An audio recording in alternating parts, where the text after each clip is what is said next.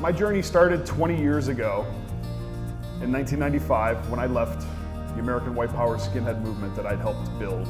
But before I joined at 14 years old in 1987, I was a relatively normal kid. Unfortunately, like other teenagers, I was bullied.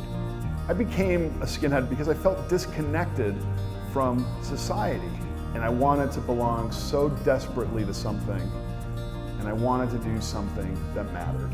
And about midnight, we walked into this McDonald's and we saw 3 African-American youths in line. And I walked up to one of them and I took the hat off of his head and I put it on my head. And I said, "This is my hat now." They immediately ran out of the McDonald's. We immediately chased them. It wasn't until we crossed the street when one of those individuals turned around and fired 6 shots at us from his pistol and missed. And we didn't break a stride to continue to tackle this person and beat him to the ground senselessly. And I remember thinking at one point when I was kicking him that this could have been my brother, that it could have been my son. And for just a moment, I connected with that individual as he looked up to me asking for mercy. But I quickly took those feelings and I pushed them aside because I had a mission. But it left an impression on me. And throughout those 7 years, I continued to have those moments of clarity that began to build. Had I taken the time to understand and to educate myself and to not be afraid of something that was different than me, perhaps I wouldn't have gone down that road. And I started to distance myself from the movement. I had lost everything. I had lost my parents because I had alienated them from my circles and I didn't have a good relationship with them anymore.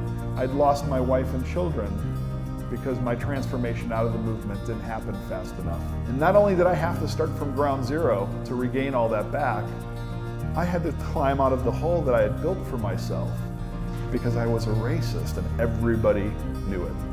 White supremacy has now gone into the mainstream. We see people who have graduated from skinhead groups and neo-Nazi groups and KKK groups go into biker organizations. They've gone into organizations like the Tea Party and become the extreme members of the Tea Party. The ideology has grown, it's spread. And while numbers in these organizations has gone down over the last couple of years, actual recruitment has gone up. So what can we do? There are some amazing organizations out there like the Simon Wiesenthal Center and the Anti-Defamation League and government organizations who are keeping an eye on the neo-Nazi threat, the white supremacist threat in this country. In 2010, I co-founded an organization, a nonprofit called Life After Hate. Groups like Life After Hate are there to support people and to educate people who might be at risk of going down that lifestyle. We're also there to do interventions.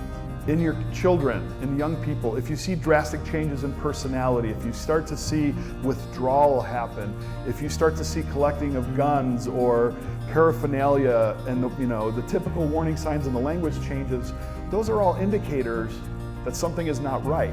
Because people only do something, they only walk into a church and murder people, or they only behead somebody if they're not happy, if something is missing in their life. Happy people do not commit tragic mass shooting acts.